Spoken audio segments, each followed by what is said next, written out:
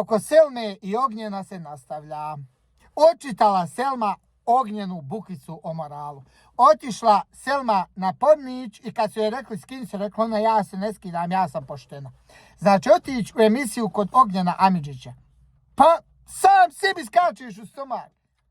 Ti znaš što ćeš se tamo pitat. Znači kad odeš kod Ognjena u emisiju, on ne pita kako si, gdje si išla u Mejtef, koju si školu završila, bogati je li ti ona nana i sad bolesna, kako je ona, i takva pita. Znači to tamo ne možeš očekivati.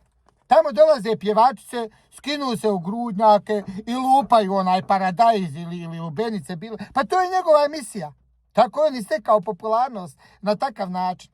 I ti se odazoveš u takvu emisiju i onda kao smeta ti nemoral. I kome je smeta? Selmi. Selmi smeta nemoral. Pa jebe mu Miša, pa mislim stvarno.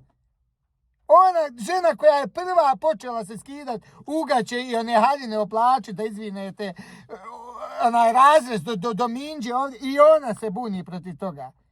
Pa jebe mu Miša, znam kad sam kod dijete gledao televiziju, one muzičke emisije, kad god dođe neka njena pjesma, morao sam prebaciti, stid me bilo babe i majke. Ne možeš gledati od bezobrazluka.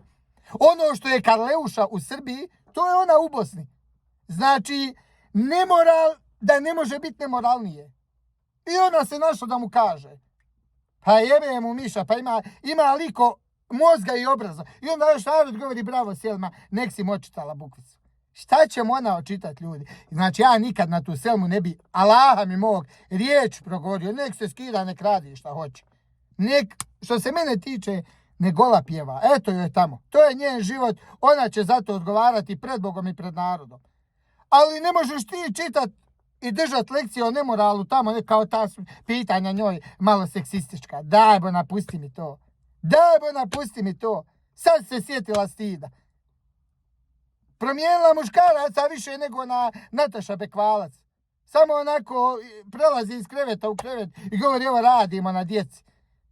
Pa to ja, ništa se ja čitao i vidio te žene, to nema samo u Pornićima. I sad ona priča, nekom drži lekcije o moralu. Pa jebe, još je narod podržava. Pa ljudi moji, da je to rekla Elvira Rahić ili Hanka Paldum, nakon žene koje su pjevačice, kulturne, fine, pa ja bih rekao svaka vam čast, ali do duše one se ne bi ni odazvale u takve emisije. Zašto? Pa zato što su one dovoljno inteligentne da znaju kakva se tamo pitanja postavljaju.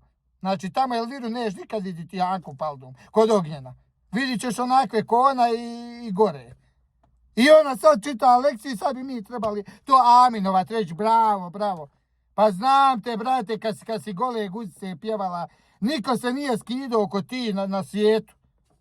Aj nemojte tako, ljudi. Dajte neke granice, postavite, brate.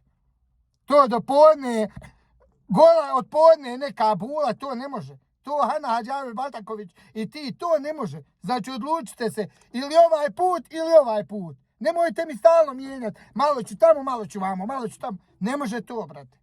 Na dvije stolice se ne može sjediti.